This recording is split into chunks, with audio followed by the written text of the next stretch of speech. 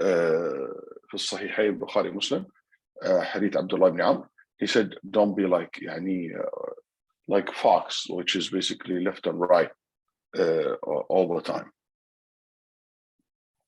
Yes. While praying, they look left and right, as does a fox, being certain that is being hunted and chased. They do not attend the congregational prayer, rather they make do with praying in their homes or shops. While they argue, they behave uncouthly. When they are entrusted with something, they break the trust. When they speak, they lie, and when they promise, they break it. This is how they deal with the creation and creator. Read their descriptions. Hold on. So these are things to describe how they deal with the creator, which is how they do the salah. And when they deal with the creation, they're not any better. They basically, when they argue with someone, they behave in an unacceptable way. Uncouthly, I don't know what that means. What it means, uncouthly? Uncouth. Uncouth is someone that's not very dignified. Yeah. Okay. Fajr, yeah, it means like al-fujur fil khusuma. It means when they argue, when they disagree. Okay. When they disagree with someone, and there is a dispute, they will not hold back. They will use all false language. They will use all kind of accusation. They will reveal all your private information. They will be so aggressive. They will act as if they never had any relationship with you before. Okay. And, and also they will twist your words. They will make your words carry many meanings that it doesn't necessarily means that, or they know that you not intend that, but they will say, oh, that's what you said necessitate that and this and that. They cancel you completely. That cancellation culture that you see sometimes, part of the character of the hypocrite. And you can see this so, unfortunately, so many times online. When people disagree with each other, they are immediately willing to cancel that person completely. This is when you disagree with them, or that's even if you did a mistake, it doesn't give you the right to act and behave this way. This is the behavior of the hypocrites, not the believers. Okay, and also when they are entrusted with something, they break the trust. They betray you. They reveal your private information, your secrets. They will take your money. They will, don't care about your reputation, about your business. And you can imagine how common this character today in the world. Okay, إذا تؤمن خان وإذا عاهد غدر. And when ahd is not entrusted, a promise been taken, a very strong promise that he made or she made to someone, they will betray the person. And when they talk, they lie. And when they promise, they break their promises. Okay. If this is the case, you just need to see how many of these hypocrite signs and character traits I have in my life. I fall into sometimes.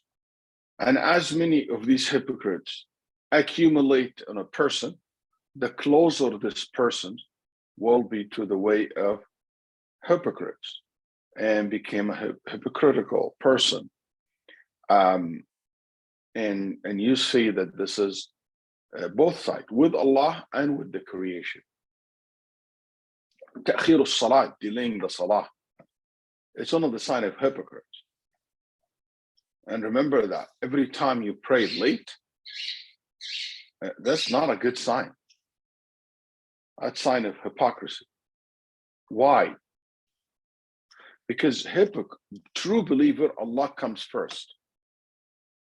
And one of Allah's biggest rights upon us is to pray on time. No.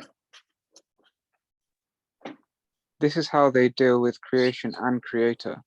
Read the descriptions in the beginning of Al-Mutaffifin and at the end of Al-Tariq, for none can describe to you the characteristics of someone better than the one who knows him well. Ya ayyuhan nabiyyu. I don't know about Al-Tariq.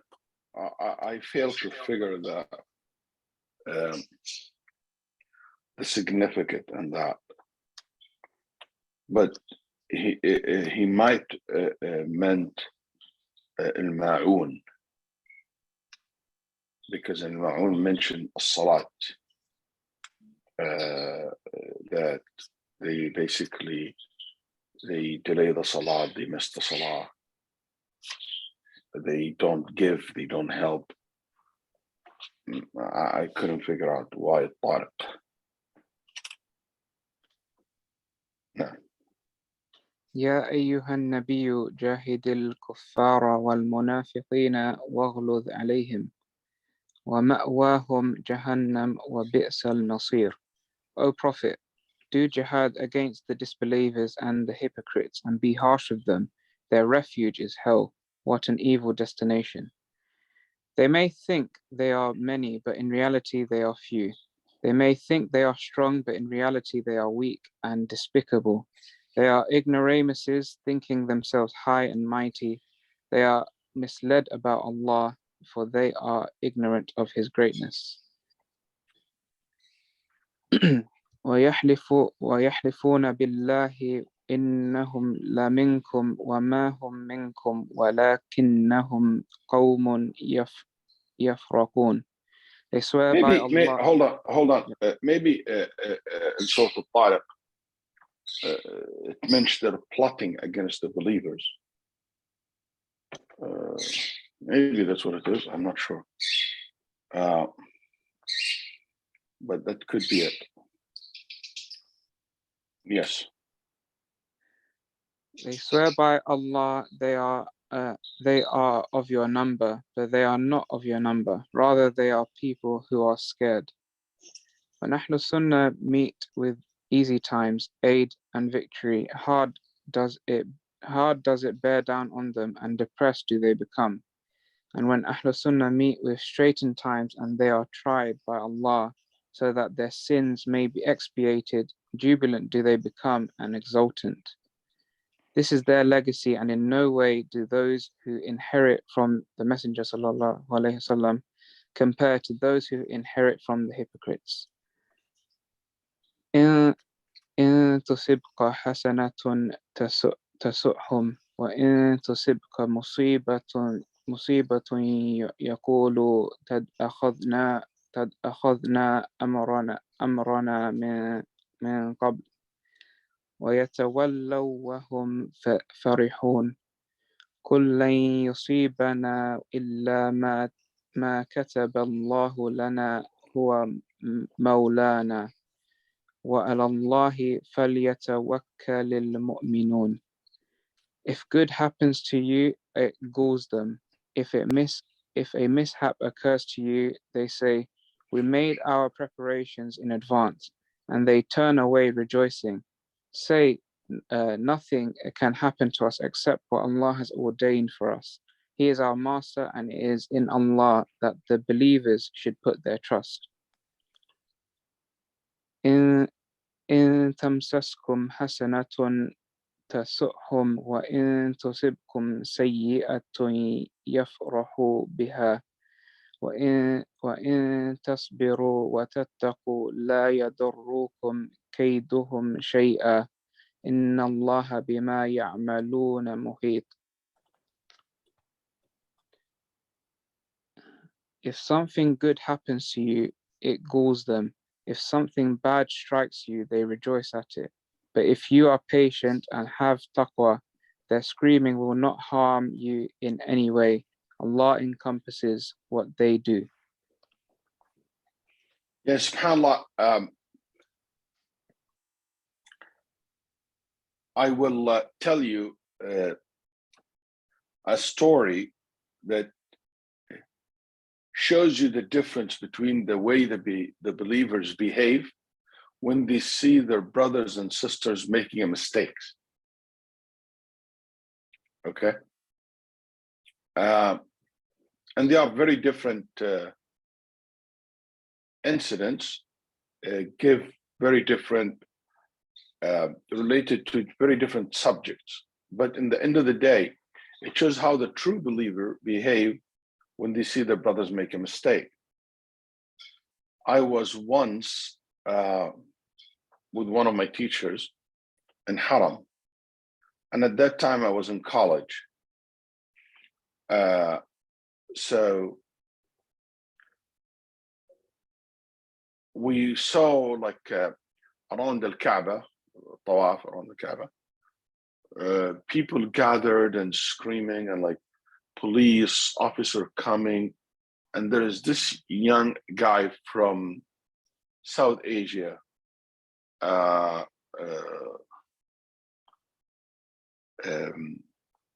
pulled aside, and some guy hitting him, and what was very strange scene to see in the Haram.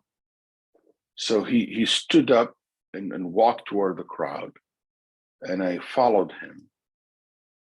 And he, mashallah, has that respect when he walked into a gathering with his traditional Saudi clothes. People realize that he's a sheikh from his look, and even the soldier. Then he pulled the guy away and said, "Stop! Don't hit the guy." It's a very kind of a barbaric way of dealing with it. So we don't know what is going on here. So he talked to the soldier. There's one soldier there, and the soldier said that they accuse him that he was too close to a woman, something like not appropriate like that. And this young man, he was crying and crying. So my teacher, the sheikh, came and he took his, the shmal that you put, and he put it on this guy's head. He brought him to his chest and he walked him away from the crowd. Then he started talking to him. The guy was crying, and he told the officer, "Just, I'll take care of it." And he said to him, "You can talk to your boss." And he mentioned a name. The guy understood immediately, this sheikh, somebody of authority and well known. So he backed off. So then he came back by himself, and he told the soldier, "Khalas, it's so." So I asked this sheikh, I said to him, "What happened?" People, "A'udhu billah, he's this," and start saying, you can imagine somebody doing something like that around the Haram, around Kaaba, in front of the Kaaba.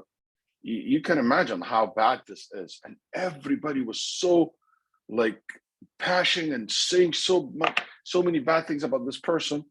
Just maybe he deserved to be punished, whatever. So when my teacher came back and I said, "What happened, Sheikh?" I said, "I let him go." And he said, "Waleed, this is a young man, and he traveled all the way from his country. You think, and his country is an open country and you can do whatever you want. You think that he came?" I said, "But how he should be punished?" He said, "Waleed, this person, the shaitan have played with his head. Shaitan is not, this is not Jannah. Shaitan can come to the Haram." And he said, "This guy traveled all the way by himself. It's not like with his family. No, an adult, come all the way and wearing ihram and putting all these expenses and all this effort. You think he came here to disobey Allah? No, he came to obey Allah. He came to repent to Allah. But he's just a young man, or maybe mistakes, maybe something wrong happened. We don't know, the shaitan play with him. It's a moment of weakness. And we as a believer, we should be with each other, cover each other's mistakes and correct each other's mistakes."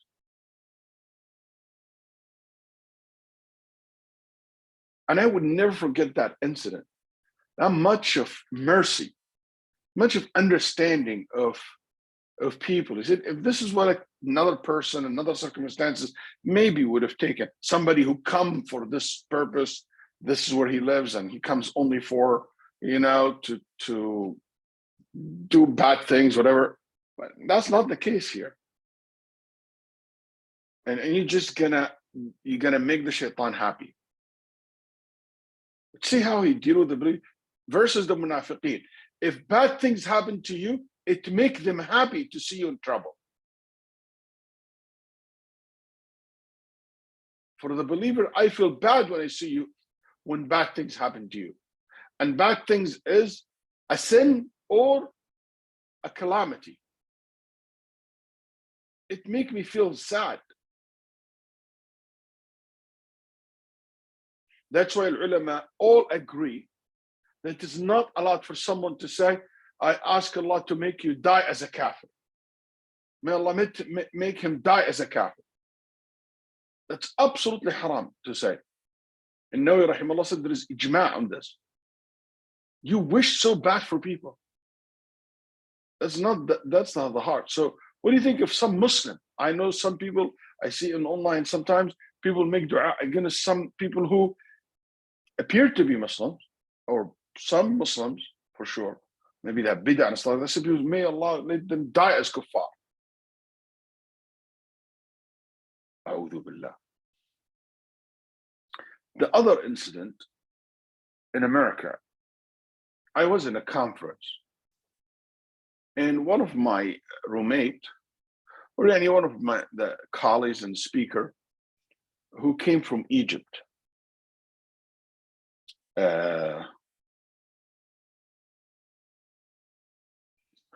Anyway, somebody came to him and showed him a video clip for Sheikh al-Qaradawi rahimahullah. And that video clip is very bad.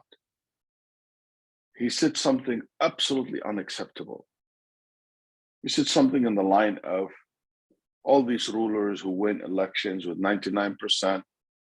And he said, if Allah will go to election tomorrow, he will not get 99%. And, something in that line. Not appropriate at all. I understand where he's coming from. He means, obviously he did for his defense, Allah subhanahu wa ta'ala, many people on earth don't believe in Allah. But just to put Allah subhanahu wa ta'ala in that comparison and put him as an Allah, that's not the way Ahl Sunnah should talk, or at least ulama Ahl Sunnah, the one who's so founded in Aqidah, they would never speak like this about Allah subhanahu wa ta'ala. And it should not come from a scholar like him to say something like this, regardless of how much we respect the Shaykh and stuff like that. But that's not the point. The point is here. So when they show him that clip, they were trying to get some strong statement from him. He kind of let them go, and he was in tears. So I told the guys, just leave the Sheikh for a little bit. And they left the room. And he was crying, like really in tears. And making istighfar, and la hawla wa la quwwata illa billah, la hawla. And I said to Sheikh Ahmed, what happened? He said, Sheikh Waleed, Sheikh al-Qaradawi been serving Islam for the last 70 years of his life. Or like 60 or 50 years in his life. And yet, he fall in a statement like this, which is so severe.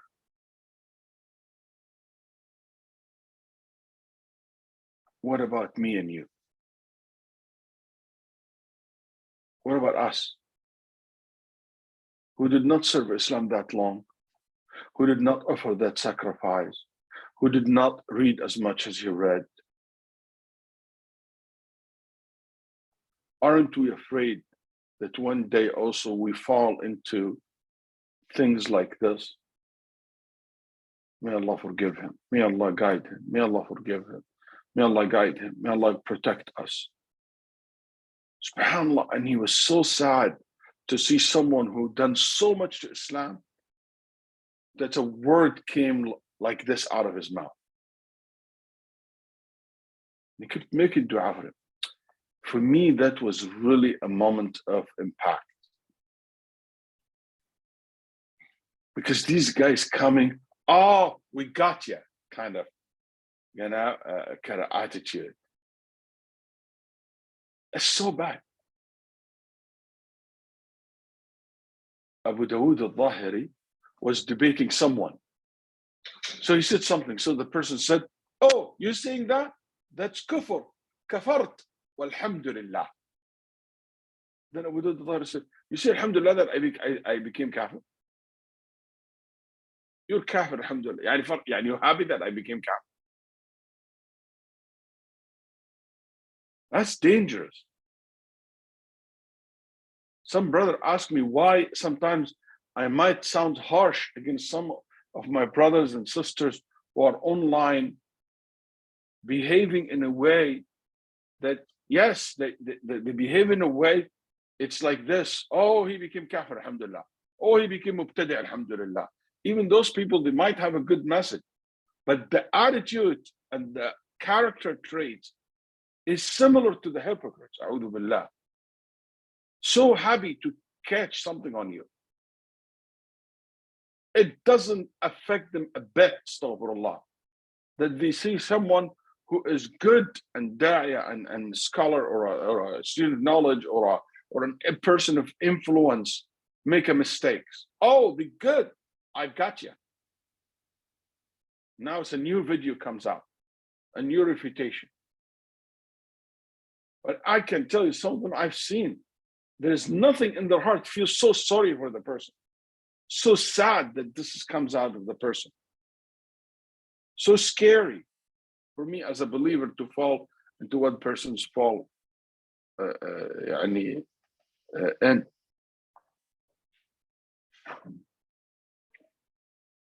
That's a very interesting point to keep in mind. Don't ever be happy when you see one Muslim brothers or any Muslim got in problem. May Allah protect us all. Now, Allah abhors their obeying him because of the filth of their heart and impure intentions, as he held them back and impeded them from obeying him. He hates to have them close to him and in his vicinity due to their love of his enemies. As such, he distanced them and discarded them. They turned away from his revelation, and so he turned away from them and decreed misery for them. He judged them with pure justice, and they have no hope for victory unless they become of the penitent. can you just I want you guys to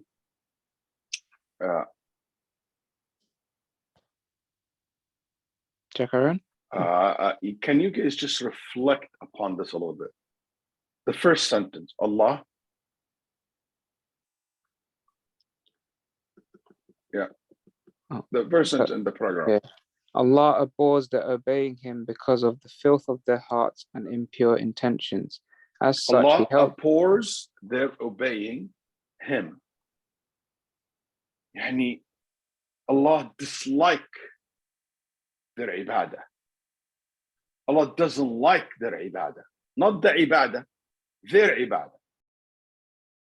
Why? Allah disliked their salah. Why? Because of the filth of their hearts and the corruption intention that they have. That's why Allah subhanahu wa ta'ala didn't make them pray it in the masjid or make it on time or even pray long prayer. Just very short, so just the connection is very, very limited.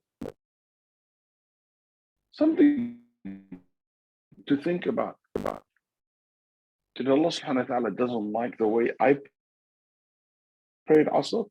That's why I keep missing it. That's why Allah didn't, he doesn't care about me. That's why I keep missing salah, joining salawat, praying very fast, never spend time Because the salah is like an appointment with Allah. Salah is like an appointment. You take an appointment with someone and you have a private conversation with that person. Salah is nothing but like that. It's an appointment between you and Allah. Sometimes when people come to talk to me and I don't like them, I make it very short, and it's very obvious when you don't like someone to make it as short as possible, to avoid it as much as you can, to limit it as much as you can. That's terrifying. If you see this is happening for me, it's because of that. And the solution is to purify your heart, to go and cleanse your soul. That's deep. Rahimahullah. And what he said, it comes from a verse that he will bring it right now. Go ahead. ولو أرادوا الخروج لا أعدوا له عدة ولكن كره الله بآثهم فثبطهم وقيل اقعدوا مع القائدين. If they had really desired to go out, they would have made proper preparations for it. But Allah was averse to their setting out, so He held them back, and they were told, stay behind with those who stay behind. What's ثبطهم? A verse. I don't know if that's the right meaning, but I just want to make sure there's a cap to put here. Whatever that word means to you. فثبطهم, يعني Allah subhanahu wa ta'ala left them for themselves.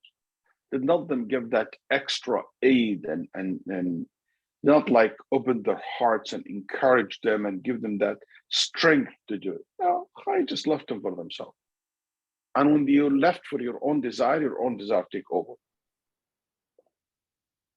And why did He leave them for themselves?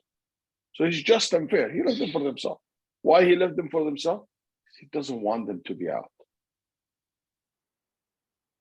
He doesn't like the corruption of their hearts, how fake they are. And Allah will tell you now why too. Then He mentioned the wisdom behind His doing what has previously been mentioned. He is the wisest of the wise. لو خرجوا فيكم ما زادوكم إلا خبالا ولو أوضعوا خلالكم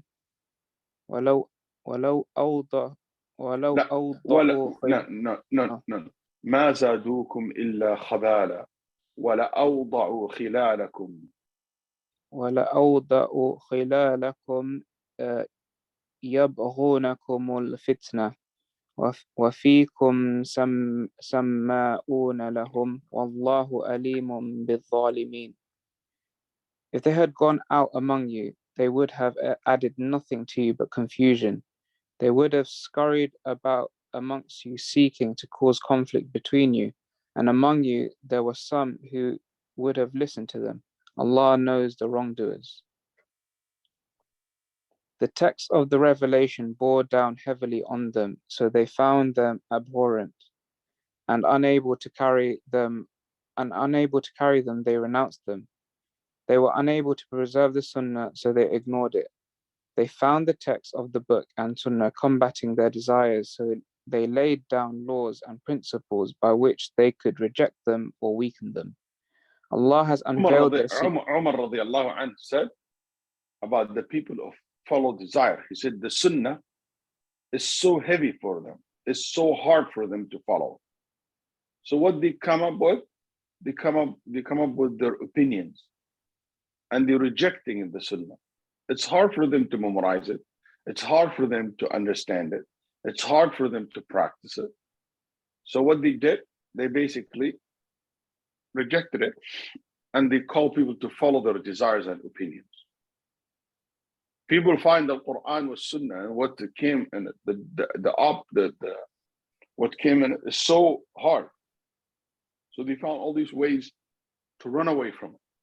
Today, somebody was asking me, about an Egyptian guy who's one of these misguided people in modern days. And some of the things that he was saying, he said, we've not been asked to follow the Sunnah. And when Nabi Sallallahu Alaihi Wasallam is a role model, it doesn't mean that you follow what he says and what he did. No, it means that the Prophet Sallallahu Alaihi Wasallam, you take it, the big picture. He was a good man, so be a good man. But it doesn't mean that if you pray 2 rak'ah before Fajr, you pray 2 rak'ah before Fajr. No, it means you should care about to pray. Because he prayed 5 times doesn't mean you pray 5 times. You just should pray. A'udhu billah, dhalal. Complete misguided. Yeah, he is kind of Qur'ani, but even the Qur'an is not saved from them. Oh, Allah doesn't mean this and Allah doesn't mean that. Why? Because they have their own rules and their own principles. And when they made these principles, and the Quran came and opposed these principles, it became a problem.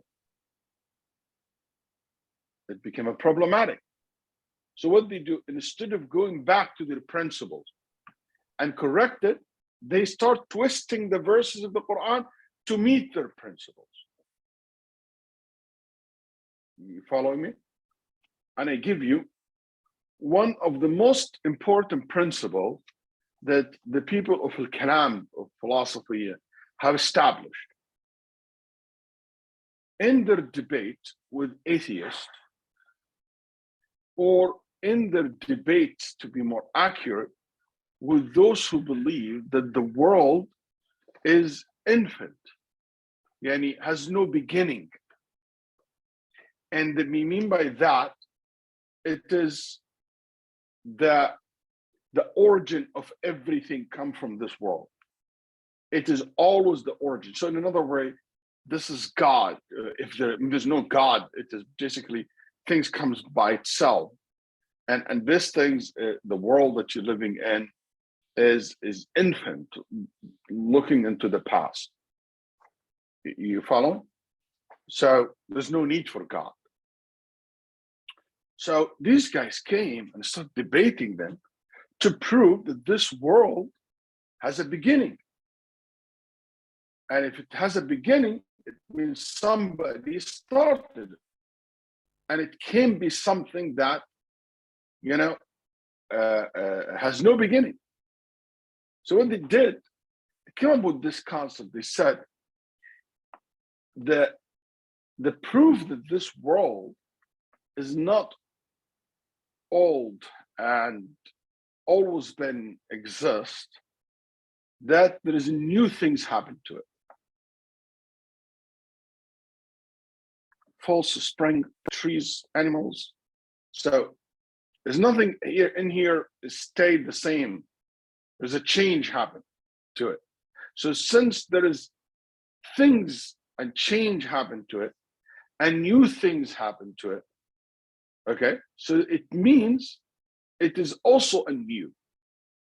Because the thing that's new that happened to it, it's part of it. And since it's new and part of it became new, so that means the whole thing is new.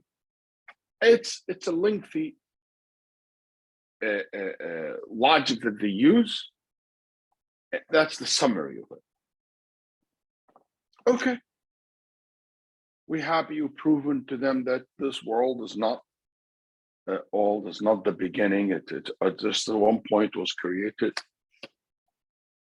We established these rules, we defeated them, we defeated them. Okay, what's next? Next, they came to the Quran. Allah says in the Quran that He, after creating the throne, He sat, or He was above on the throne.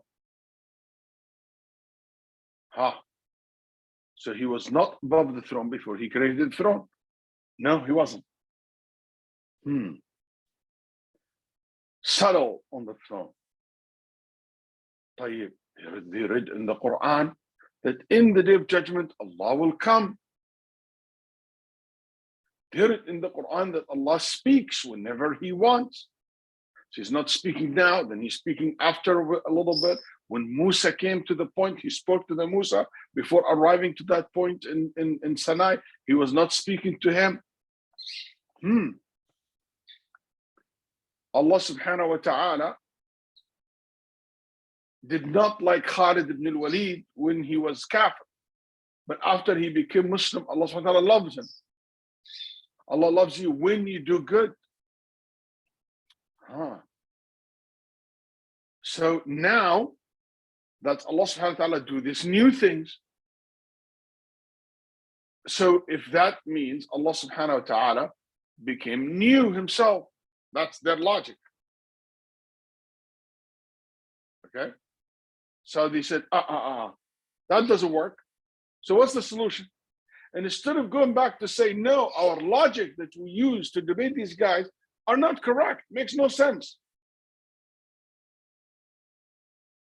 And there is a difference between a new entities appear and equality. There's nothing new to Allah subhanahu wa ta'ala here. Instead of going back to make the Quran Sunnah is the principle and to make their principles follow us in the Quran Sunnah, they did the opposite. They said, we have now to understand the Quran Sunnah according to our principle. So Allah subhanahu wa ta'ala never above his throne. He doesn't come in the day of judgment. He doesn't talk whenever he wants. He doesn't love and dislike you. No, either he loved you from the beginning or not. So they deny all the actions of Allah subhanahu wa ta'ala. Well, it makes no sense, because when we say Allah subhanahu wa ta'ala loved you, it doesn't mean that the love as a quality, something just happened to Allah at that point. No, it is you, the one that Allah's love became connected to it. But love has always been the quality of Allah subhanahu wa ta'ala. Nothing new happened to him. But that concept made Ash'ari, Maturidi, Mu'tazili, Jahmiya, all of them deny all Allah subhanahu wa ta'ala's actions. Af'alullah al-ikhtiyariyah. The action that done by choice. And that's why why I get into this, it's because that's what he, rahimahullah, was talking about when he said, ثَقُلَتْ عَلَيْهِمُ النُّصُوص, text of the revelation bore down heavily on them. So they found them, so heavy. So what they did, they just push back.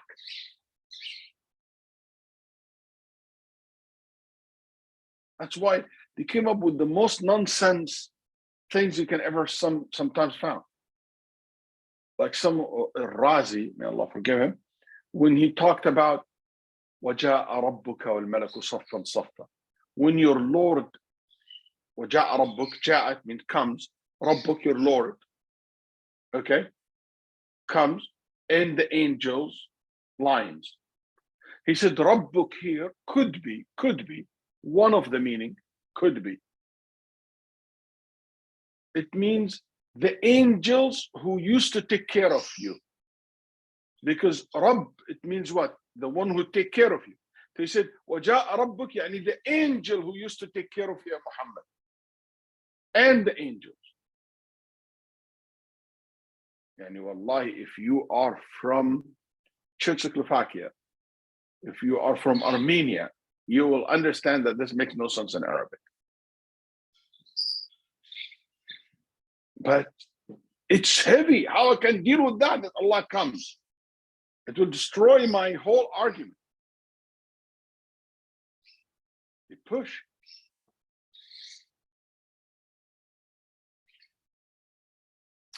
So they read a hadith in Nabi sallallahu alayhi wasallam. When the Prophet sallallahu alayhi wasallam, the Jews told them that we, in their books, that Allah subhanahu wa ta'ala put the heavens on one of his finger, and the earth on one of his finger, and the mountains on another finger, and so. Then the Nabi sallallahu alayhi wasallam smiled. They said, oh. They said, no. You don't take your aqidah from a Jew person. Subhanallah. The Nabi sallallahu alayhi wasallam, if what the Jewish person said wrong, wouldn't Nabi Sallallahu Alaihi Wasallam smile and kind of laugh at him and smile at him?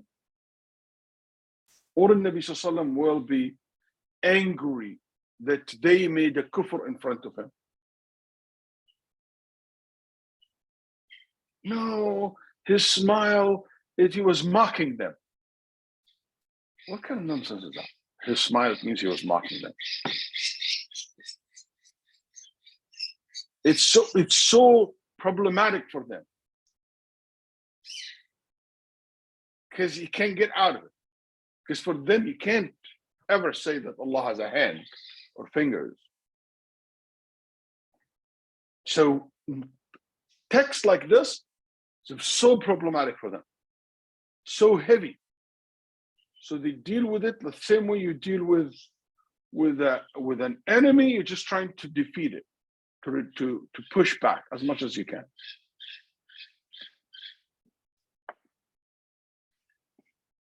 Like another famous Ash'ari scholar, bin Jama'ah, when he came to Hadith al Nabi Sallallahu Alaihi Wasallam, that Allah subhanahu wa ta'ala, when the hellfire keep asking for more, Allah will put his foot on the top of it, and it will shrink beneath his feet.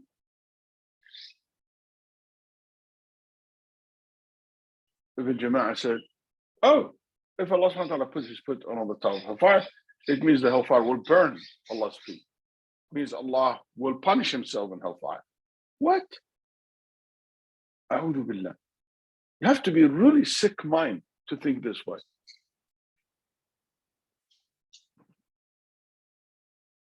So all these kind of behavior with the Sunnah and the Quran, it comes from there is no complete Iman in the heart on the uniqueness of Allah. And we learn part of hypocrisy when your heart is not fully submitting to Allah. Yes, go ahead, read. Allah has unveiled their secrets and propounded parables for them. Know that each generation that succeeds them is like them, and so He has described them for His friends, that they may be aware of them. He says, ذَلِكَ بِأَنَّهُمْ كَرِهُوا مَا أَنزَلَ اللَّهُ فَأَحْبَطَ أَعْمَالَهُمْ. That is because they hate what Allah has sent down, so He has made their actions come to nothing. This holds true for all who finds texts burdensome and see them coming between him and his innovations and desires. It seems to him that he has come across an unbreakable solid structure, so he trades them for false rhetoric, exchanging a reality for illusion, this leading to the corruption of his inner and outer. ذلك بأنهم قالوا للذين كرهوا ما نزل الله سنطيعكم في ما بعض أنزل الله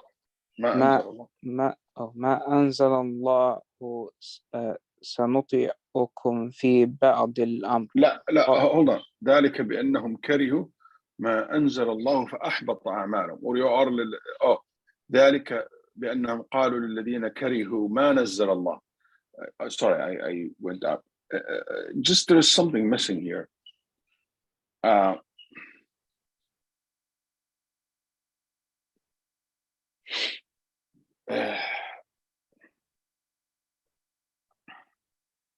It seems to him that he has come across unbreakable solid treasure, so he trade them for false rhetoric, exchanging reality for illusion.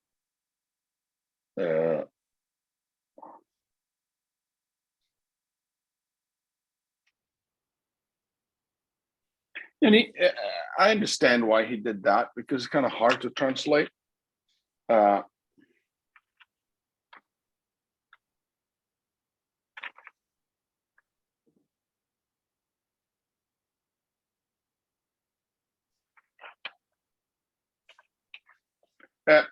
In the Arabic text, there is a little bit different.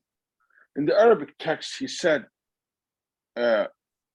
so when he said, come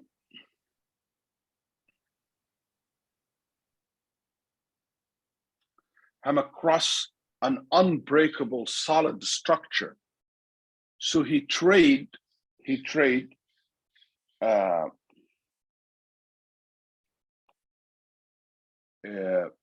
how to say, he trade them for false rhetoric.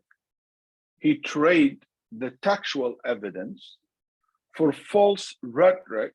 In the Arabic, it says, quotation mark, بمحصول. Al-Mahsul is a book written by al-Razi, the famous Ash'ari, Fakhruddin Razi. His name, Muhassal, so not Mahsul, Muhassal. He has a book called محصل أفكار المتقدمين والمتأخرين من العلماء والحكماء والمتكلمين. It's a book that you wrote, and it has all these principles of all philosophers in the old days and modern days of his time. Okay, and it's a very philosophical book, laid out certain principles and things of that nature. So it became like one of their big reference. So he said, when this book, Muhassal, and also another book he mentioned, quotation mark, al-Fusus, which is Fusus al-Hikam for Ibn Arabi, which is the Sufis. And so those who be misguided in the area of spirituality, and those who misguided in the area of intellect, they have these two books as main reference for them. And he said they took these references to seek their spirituality and to seek their intellect from Muhassal, from Fusus, Ibn Arabi, for spirituality. And instead of seeking that guidance for spirituality and the logic, the sound logic from the Quran and Sunnah. So that's what he said in the Arabic. But I understand it's kind of hard to translate it, but I just don't want you to miss the point, and also to show you the connection between what he's saying and the comment I made earlier about the mutakallimin and the people of Kalam and the people who like the Ash'ari, the Maturidi, the Mu'tazili, the Jahmiyyah in general, how they have a big problem dealing with the Nusus of Quran and Sunnah, while they keep holding up the principle that they put in theology. No. الله يعلم إسرارهم فكيف إذا توفتهم الملائكة يضربون وجوههم وأدبارهم ذلك بأنهم اتبعوا ما أسخط الله وكرهوا رضوانه فأحبط أعمالهم. That is because they said to those who hate what Allah has sent down, we will obey you in part of the affair, but Allah knows their secrets. How will it be when the angels take them in death, beating their faces and their backs? That is because they follow what angers Allah and what hatred pleases Him. So He made their actions come to nothing. They think that if they hide their disbelief and display their faith, they will have acquired a great profit.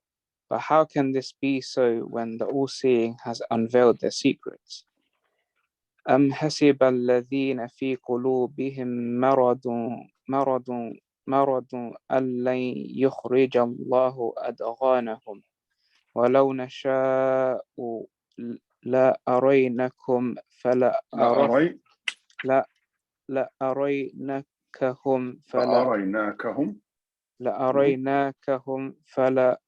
فلعرفتهم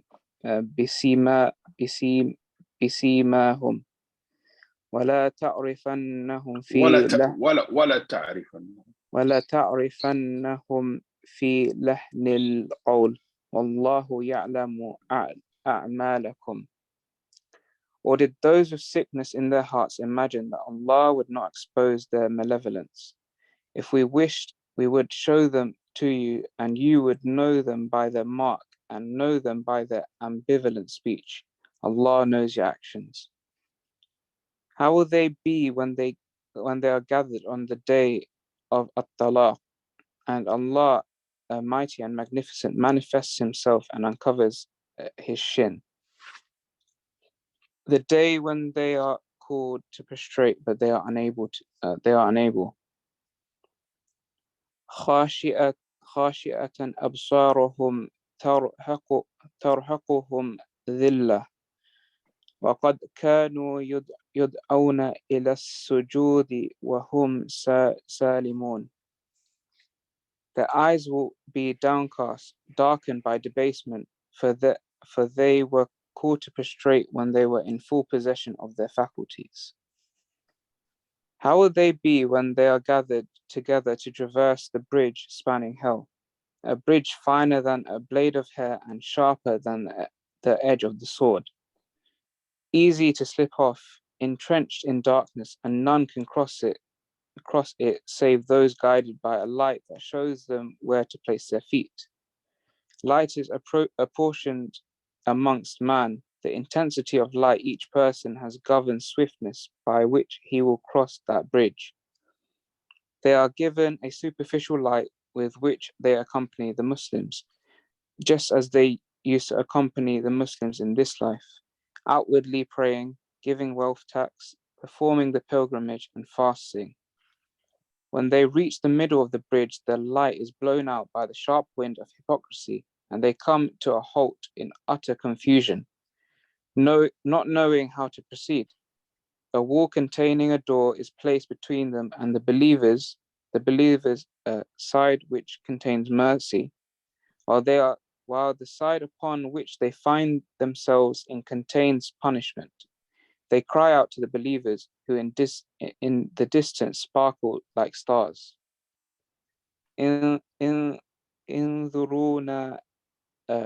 انظرونا نقتبس من نوركم. Wait for us so that we can borrow some of your light, so that we may cross this bridge in safety. قيل ارجعوا وراءكم فالتمسوا نورا. They will be told, go back and look for the light. Go back to where the light was first apportioned.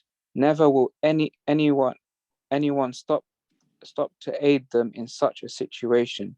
None will assist another on that path, and a close friend will not turn to aid his friend.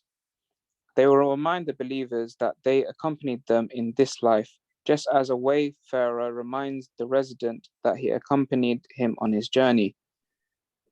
Alam nakum ma'akum. Were we not with you?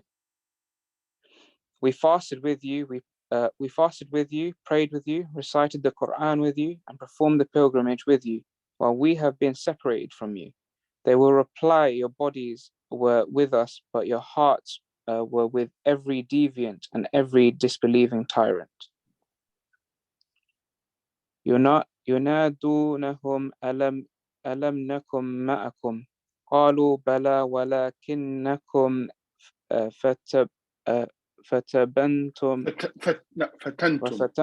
فتنتم أنفسكم وتربصتم وارتبتم وغرتكم قالوا بلى ولكنكم فتنتم أنفسكم وتربصتم وارتبتم وغرتكم الأماني حتى جاء أمر الله وغركم بالله الغرور فاليوم لا يؤخذ منكم فدية ولا من الذين كفروا مأواكم النار هي مولاكم وبئس المصير. But you made trouble for yourselves and hung back and doubted, and false hopes deluded you until Allah's command arrived. The deluder deluded you about Allah. So today no ransom will be accepted from you or or from those who were disbelievers. Your refuge is the fire. It is your master. What an evil destination. The descriptions of Allah, Allah subhanahu wa ta'ala said,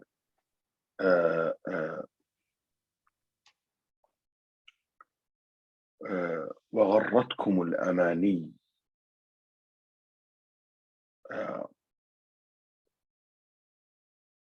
يعني that they've been deluded by these amani, false hope, wrong hopes. And these false hope and wrong hopes not coming because they don't know. No, it comes because they took the wrong path. They left behind them Al-Quran and Sunnah. They left the way of Muhammad sallallahu alaihi wasallam and the way of the companions, hoping that this also work. Allah told them it doesn't work. Allah told them how to be saved. Allah showed them the way to save themselves.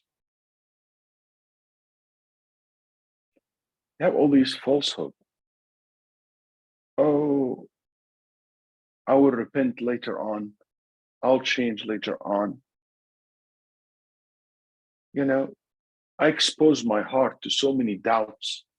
I listened to doubts. I read doubts. I sit with people of doubts and end up atheist, end up doubting the religion, end up agnostic, end up rejecting the Quran and Sunnah, end up doubting the Quran, doubting the Muhammad sallallahu alaihi wasallam, doubting the Sunnah, doubting the way of the early generations.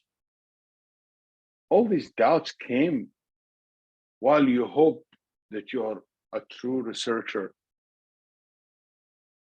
You're a person of, I hope that I'm being a academic and professional, and all these justification that we give to ourselves. The reality is we just corrupted our heart. وَغَرَّتْكُمُ الْأَمَانِي. Yep. the descriptions of these people are numerous. By Allah, what we have omitted is more than what we have mentioned. One could almost say that the whole Quran is about them due to their plenitude on the face of this earth and in its belly, namely their graves. There is not a single place on earth except they are to be found therein. Hudhayfa once heard a person saying, "O Allah, destroy the hypocrites." He said, "Son of my brother, were he to destroy the hypocrites, son of my brother is a very bad way of translating it. Cousin. Yeah. Okay. Yeah. Okay. Were he to destroy the hypocrites, you would find yourself walking down the roads alone, because hardly anybody would be left. By Allah, the hearts of the righteous predecessors live. I know we're 6 minutes over. I just want to finish at a good point to finish. Yeah, I may be here. Yani, unless you guys okay with 5 more minutes. Yeah, I mean. Let's continue, Chef. 5 minutes is fine. I'm the only one. Let me see. I think here is good. Okay. By Allah, the hearts of the righteous predecessor lived in dread of hypocrisy. Inshallah, we'll stop here. That's kind of a new point. Talk about how the fear of hypocrisy. It's because the fear of hypocrisy, because it's not you being fully hypocrite, but what you worry, what is so dangerous is to have one of their qualities and part of one of their qualities, because they see how hated they are. You don't want anything to do with them. May Allah protect us from it. Right, we'll stop here, inshallah, and we'll continue in the next time. Next week. Thank you. I will leave the floor open if somebody has a comment or. Jazakallah khair, Sheikh. quick question, because next week is obviously the holidays in the US. Are we carrying on as usual? Thursday, where I'm gonna be Thursday.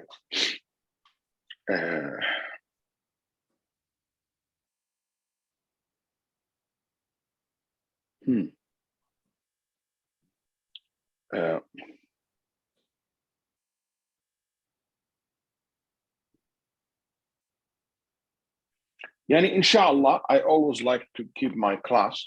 So unless I can't, I will let you guys know. But I keep my class. Like even today, I was reserving a flight on Thursday in December, and I made sure to arrive there so I don't miss my class.